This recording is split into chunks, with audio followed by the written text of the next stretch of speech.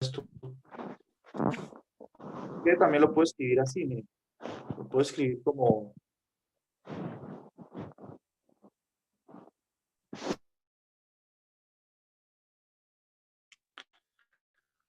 lo puedo escribir como f, la parcial de f con respecto a x, y más la deriva parcial de f con respecto a y, j, bien, más la derivada parcial de f con respecto a z, k, bien. Todo hasta ahí está claro ese resumen. Eso es lo que quiere decir un campo conservativo, campo vectorial. Existe una función cuyo gradiente me da el campo. ¿Qué más dijimos? Dijimos que los campos de esta forma, cuadráticos inversos, estos que están aquí, que están en esta estructura, dijimos que esos campos son conservativos. Bien, ¿por qué? Bueno, porque la función, fíjense qué función. La función f minúscula definida así, si calculo su gradiente, eso me da igual, organizando términos, a algo de esta forma. Bueno, sí, de esta forma. Que sería, tiene la estructura general de un campo conservativo. Perdón, de un campo cuadrático inverso. Bien. Entonces, sería bueno que ustedes revisen estas cuentas si quedó claro o no lo que acabé yo de resumir en la pizarra. Que ustedes logran ver esto bien. Entonces sí quedó claro. Listo. La anotación, lo que se hizo. En conclusión, este ejemplo nos está diciendo que la ley de atracción gravitacional, la ley de Coulomb, son expresadas en la forma de campos vectoriales, ¿no? Como vimos antes. Esos dos campos son conservativos, lo cual es importante cuando en el contexto de la integral de línea, por ejemplo, ¿eso qué quiere decir? Que el trabajo que realiza la fuerza gravitacional sobre una partícula que realiza algún movimiento, ¿no? Ese trabajo, pensémoslo así, tengo esta partícula, digamos, describe un movimiento, esta trayectoria que estoy mostrando ahí, pero en todo momento, esa partícula aquí está en el espacio de 3 dimensiones, es sometida a ¿qué? La fuerza gravitacional, digamos, que va hacia abajo. Todo el tiempo la gravedad la quiere llevar hacia abajo. Sin embargo, ella escribe esa partícula, ella escribe ese movimiento. Todo el tiempo la gravedad, a su vez, actúa sobre ella. Bien. Entonces yo quiero calcular el trabajo que realiza la gravedad, la fuerza gravitacional, sobre una partícula que escribe este movimiento, esta trayectoria.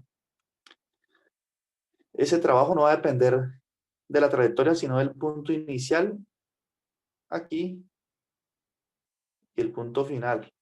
Vamos a ver el punto final, punto inicial. Entonces va a depender solo de eso. No importa qué maromas hizo la partícula entre estos dos puntos. Bien. Entonces esa es la ventaja de que un campo vectorial sea conservativo. Bien, entonces eso es lo que tenemos hasta ahorita. Ahora vamos a estudiar otras propiedades de los campos, que se denominan el rotacional y la divergencia de un campo vectorial. Bien. Sin embargo, antes de ver esas dos definiciones, es claro que el hecho de que un campo vectorial sea conservativo es importante más adelante. Entonces aquí aparece un criterio que es el teorema 1.7 para determinar cuándo un campo es conservativo. Bien. Todo aquí, fíjense la notación que se va a usar de ahora en adelante. Consideremos el campo F mayúscula, que depende de X y Y. un campo vectorial de dos variables. Bien. Entonces recuerden, este campo va a tener una primera coordenada. A esa primera coordenada la vamos a llamar M. M depende de X y de Y. Y va a tener una segunda coordenada que la vamos a llamar N. Bien. Como esta es la primera coordenada, puedo colocarlo así, M multiplicado por I, más N, que es una función que depende de dos variables también, multiplicado por J, que simplemente uno puede escribirlo así, M, I, más NJ. Bien. Por ejemplo, el primer campo vectorial que estudiamos, que vimos su gráfica, era 3X en I más 2Y en J. ¿Sí recuerdan? Entonces, en ese caso, la función M era el 3X y la función N era el 2Y. Bien. Entonces, noten que estas funciones M y N son funciones escalares, es decir, toman un punto y lo envían en un número. Bien, son de las funciones que trabajamos todo el corte anterior. Todo el curso hemos trabajado con este tipo de función. Bien. Entonces, ¿qué dice el criterio? Dice, bueno, si usted tiene un campo que se puede expresar así, generalmente la notación más compacta es esta. Sin escribir el X y Y, ya sabe que F depende de X, Y, M y N también. Entonces, esta es la forma de escribir un campo vectorial de dos variables. Bien. Entonces, él es conservativo. El teorema dice así. Ese campo es conservativo. Cuando hagamos integrales de línea, vamos a fijarnos siempre en esto, que sea conservativo, porque así nos ahorramos mucho trabajo. Entonces, conservativo, sí, solo sí. Entonces, es un bicondicional, sí, solo sí. Se satisfacen las siguientes condiciones en las derivadas parciales. Entonces, veamos. Derivadas parciales de quién, veamos. F es conservativo, sí, solo sí. La derivada parcial de n con respecto a x es igual a la derivada parcial de m con respecto a y. Bien. Entonces, simplemente checar que se satisfaga esta condición. Y derivadas parciales nosotros somos expertos en hacer. Bien.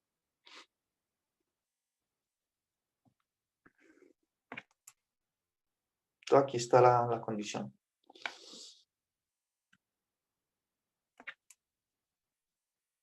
Listo.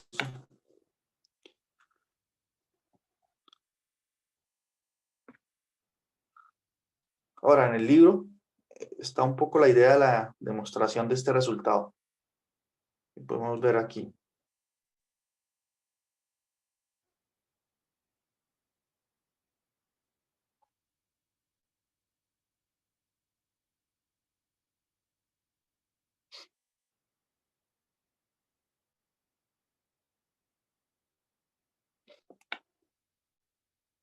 Entonces, como un bicondicional, un poco, veamos la demostración de eso en un sentido. Entonces, supongamos, por ejemplo, que el campo es conservativo. ¿Listo? Mejor dicho.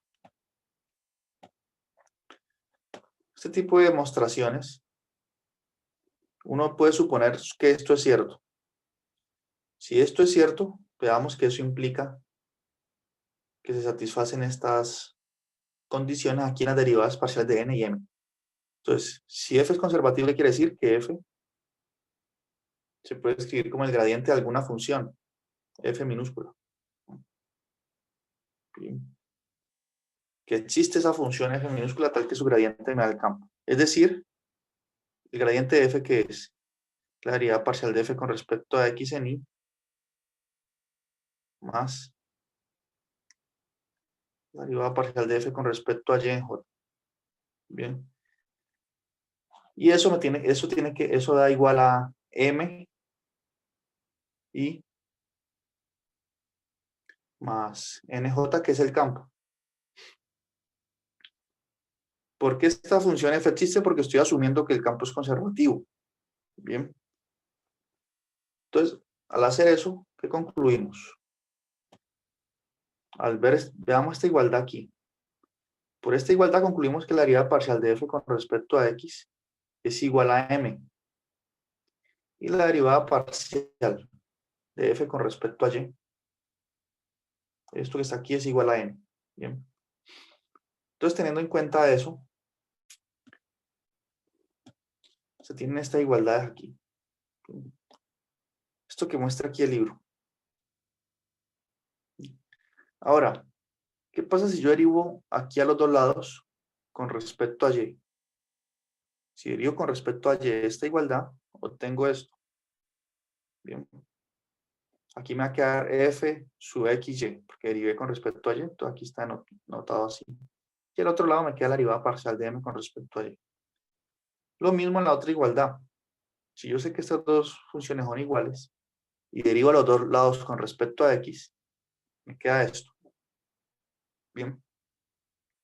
Ahora, resulta que nosotros estudiamos un resultado que dice que las derivadas cruzadas de una función diferenciable son iguales. Bien. Entonces aquí tengo la derivada de f con respecto primero a x y luego con respecto a y aquí con respecto a y y luego con respecto a x.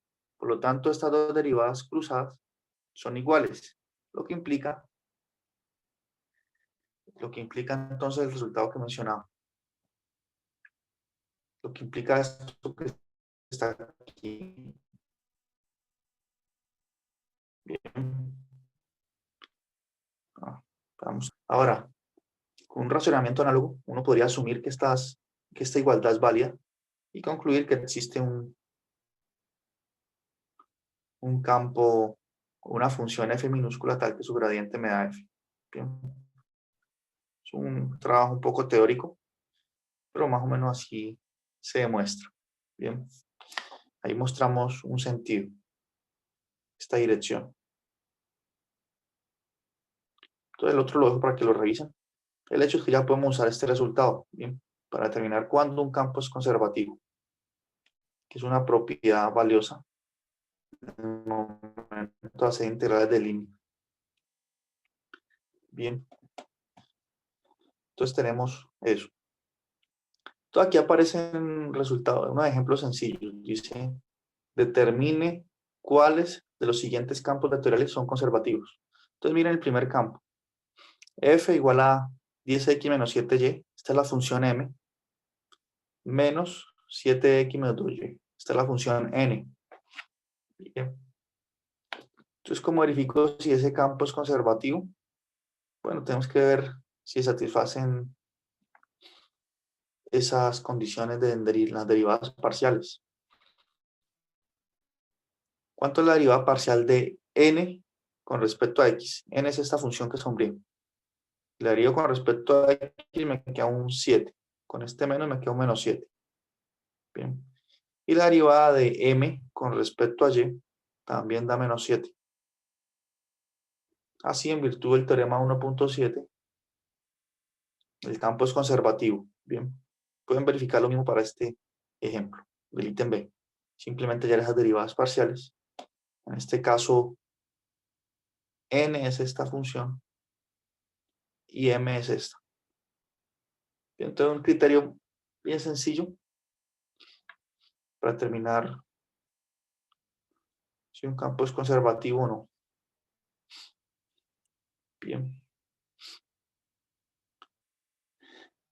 Entonces, aquí aparece otra pregunta interesante. Y es lo siguiente. Entonces, bueno, ¿tienen alguna consulta hasta ahí? ¿O está todo bien hasta ahora? Entonces, lo que hice fue definir lo que es un campo, ¿no? Un campo de la forma M y un campo de dos variables, más nj. Bien. Luego que dije, bueno, los campos que son conservativos. ¿Qué quiere decir que sea conservativo? Que existe.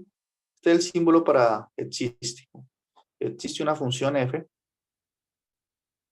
tal que su gradiente me da el campo.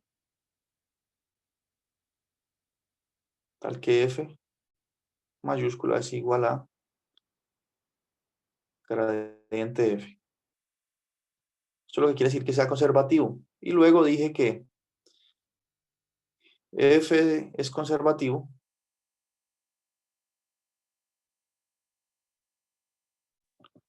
f es conservativo si, solo si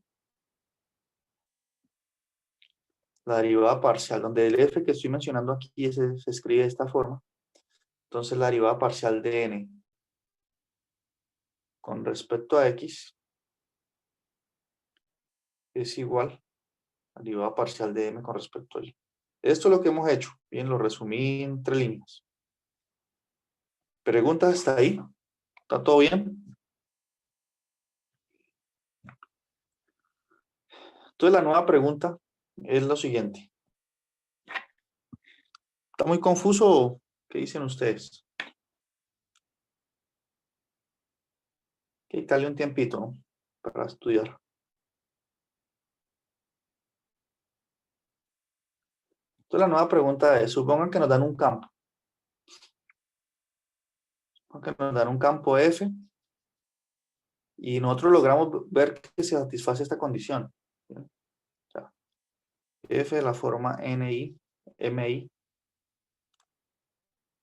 más una I, más NJ. Y vimos que es conservativo ya, porque logramos probar que satisface esa condición. Entonces la pregunta es, ¿cómo encuentro una función tal que su gradiente me dé f mayúscula? Bien. ¿Por qué? Porque eso es lo que quiere decir que sea conservativo. Que existe, miren, existe f tal que su gradiente, el gradiente de f minúscula me da f mayúscula. Entonces, si yo ya logré verificar esto, ¿alguien sabe decirme cómo encontraría la función f minúscula? Bien. Entonces, eso es lo que está aquí. Esa es la pregunta que se plantea aquí. Bien. Entonces, resolvamos ese ejercicio o veamos cómo funcionaría eso, resolviendo este problema. Bien. Entonces, fíjense, aquí tenemos este campo, bien, que ya verificamos que es conservativo. ¿Dónde lo verificamos? Aquí, miren, en esta línea. Vimos que la derivada parcial de n con respecto a x es igual a la de m con respecto a y. Es conservativo. Entonces tiene que existir una función tal que su gradiente me dé esto que está aquí. Una función f minúscula. La pregunta es cómo la encontramos. Entonces vamos a resolver ese ejercicio. Bien. A esta función f minúscula le denominan función potencial del campo. Función potencial.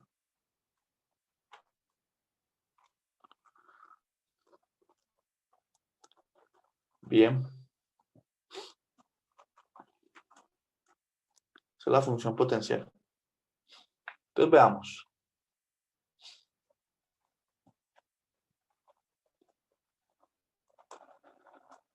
Si tienen preguntas, pueden interrumpir cuando quieran. Listo.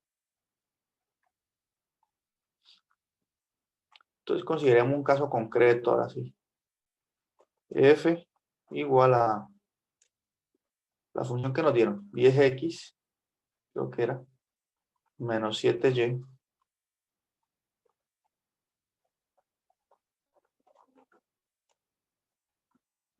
en y, más, creo que era, no, aquí creo que era un menos. Menos, abro paréntesis, 7x menos 2y. Bien. Aquí en J. Entonces, vamos a ver si es exactamente la misma función. Bien, entonces es esta. Vamos a hacer este ejemplo tal cual está ahí.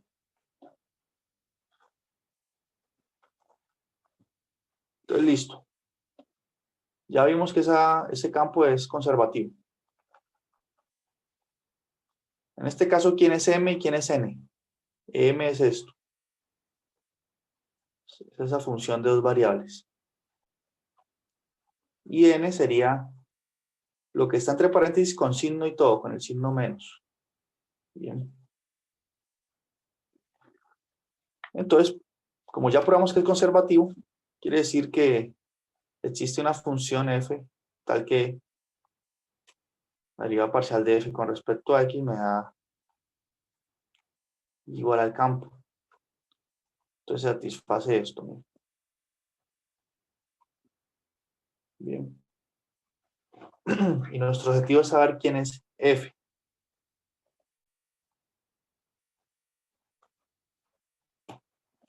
¿Quién es f? ¿Quién es la función potencial? Entonces, de esta igualdad que tenemos aquí, ¿qué concluimos? Concluimos que la derivada parcial de f con respecto a x es igual a m, es decir, es igual a 10x menos 7y. Entonces la derivada parcial de f es igual a, escribirlo en azul, igual a 10x menos 7y. Bien. Y la derivada parcial de f con respecto a y es igual a n. Entonces, con respecto a y es igual a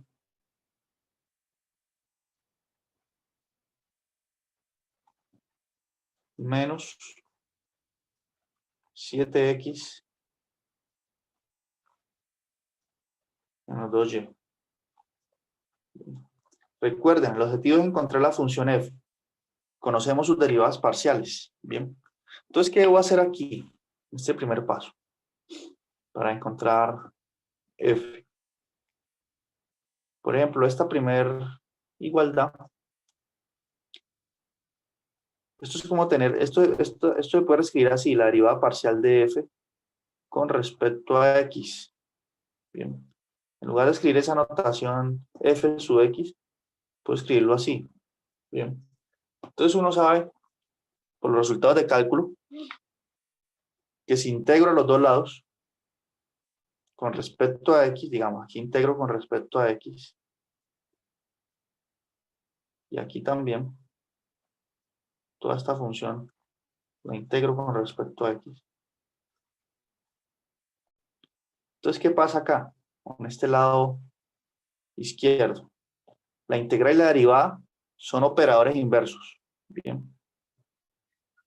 Entonces, este se elimina con todo esto. Me queda solo f aquí en el lado izquierdo. ¿Listo? Por eso es bueno integrar. Entonces me queda que f es nuestra función incógnita. Es esta integral que está aquí en el lado derecho. Pero noten que esta integral la estoy haciendo con respecto a x, ¿no? Entonces la integral de 10x cuadrado, perdón, la integral de 10x, ¿qué es? Es 10x a la 2 sobre 2. Y aquí la integral de 7y, como estoy integrando con respecto a x, 7y es constante. Entonces me queda menos 7y, la constante, por x, ¿no? Entonces ya integré aquí en el lado izquierdo, derecho, perdón.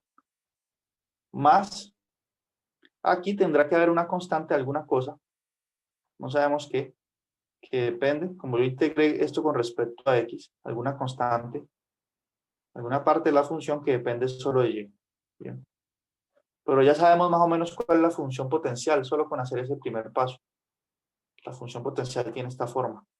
Bien. Es decir, que el gradiente de esta función más adelante nos tendrá que dar el campo que está acá. Bien, ¿preguntas en ese paso?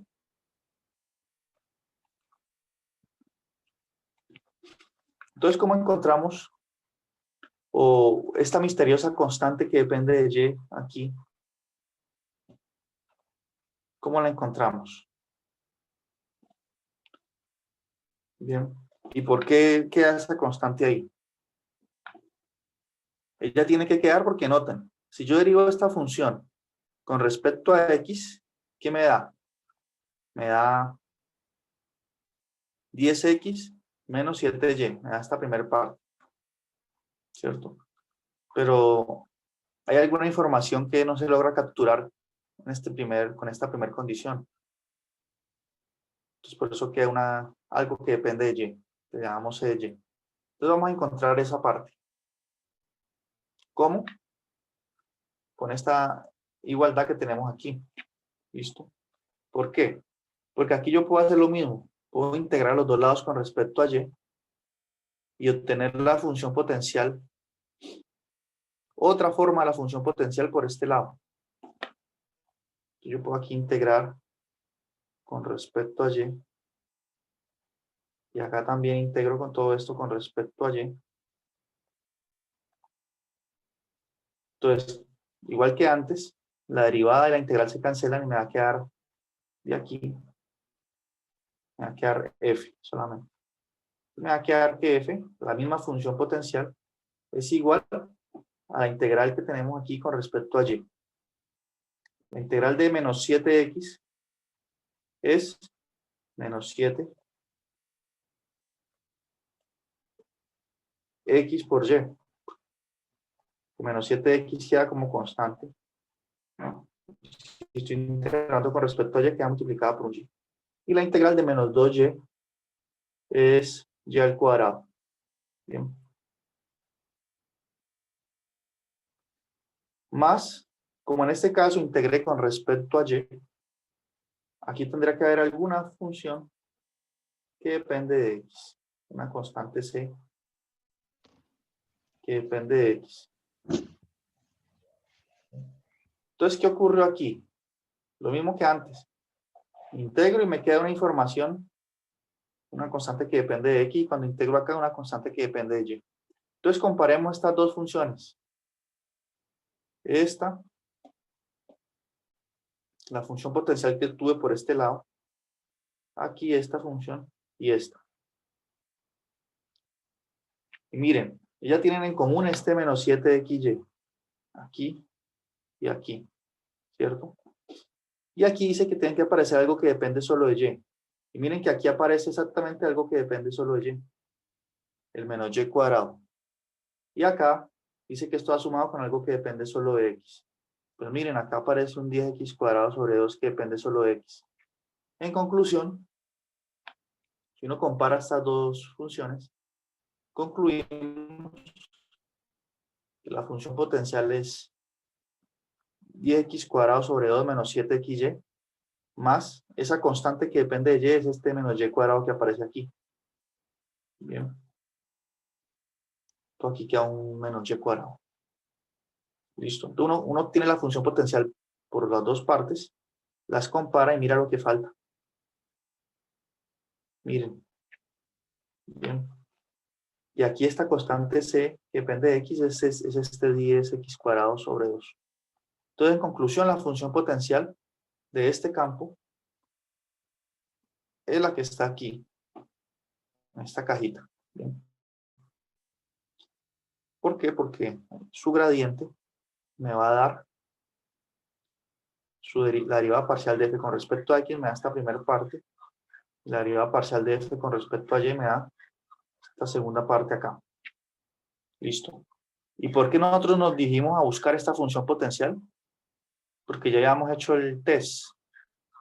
¿Cuál test? El que dice el teorema 1.7.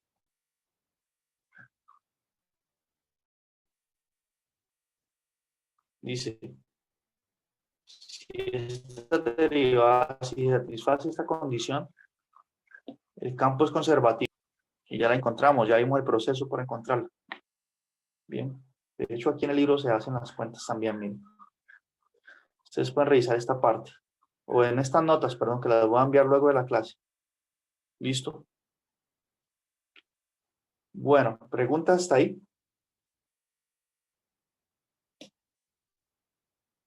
¿Nadie tiene dudas? ¿Todo está claro? ¿O van a revisar el video luego?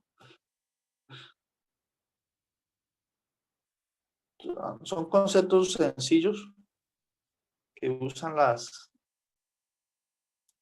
técnicas que ya hemos visto, ¿no? Bueno, entonces, vamos ahorita a estudiar otros conceptos que se llaman la divergencia y el rotacional de un campo. Bien. Estoy recapturando ideas. Nuevamente, recapturando ideas. ¿Qué es lo que hemos hecho hasta ahorita? La definición de campo. ¿Listo?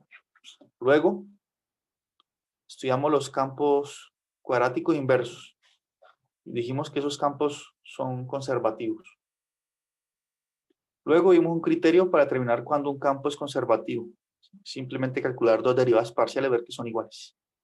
Y luego vimos cómo tener la función potencial, ¿bien?, en el caso de que el campo sea conservativo. Eso es lo que hemos visto hasta ahorita. Bien. Y a continuación vamos a hacer, o yo creo que está bien terminar por aquí porque no alcanzaríamos a estudiar bien estos conceptos de la divergencia y el rotacional. Entonces nos queda la próxima clase estudiar esos dos conceptos y empezar a hablar sobre integrales de línea. Bien, si no quedó bien grabada esta clase por problemas de audio, entonces yo les envío otro video, ustedes me dirán que yo tengo esta clase grabada ya en otro grupo. Entonces ya terminemos por aquí. Bien, ya faltan 10 minutos, ya no alcanzamos a ver esa última parte.